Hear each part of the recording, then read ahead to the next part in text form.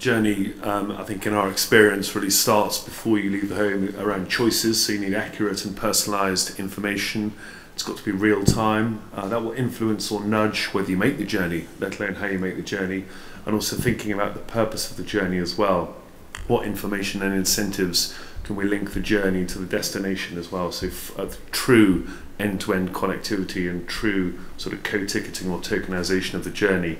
We're running quite a public trial in Manchester at the moment, Mobility as a Service, where we're putting many hundreds of journeys through a platform that we developed and linking it with the destination and end state. Yes, it's a trial, yes, we're learning as we go, but we're innovating along with some of the retail and end state providers, and it's really interesting to see how behaviours can be nudged with more choice and greater flexibility over pricing in Manchester.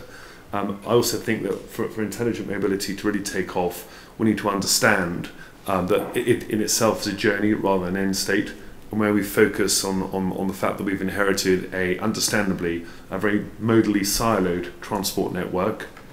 I'm not sure we have a choice but to challenge that, to start to embrace and consider challenger business models like Mobility as a Service and others, looking at fractional ownership of vehicles, and indeed start to focus, I guess a big underpinning point for us is to start to focus on the enabling infrastructure. We can't build our way out of congestion, and we know that globally as well as nationally. So thinking about the autonomous vehicle projects and MAS projects that we're running, it's the invisible infrastructure that I would place my big bet on.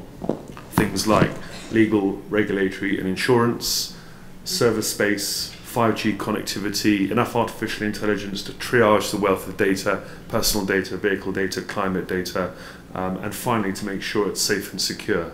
So I'll probably wrap that up and say if I was a major institutional investor looking at future mobility as an asset class, I rely on the automotive manufacturers to make the cabs, and they do extremely well.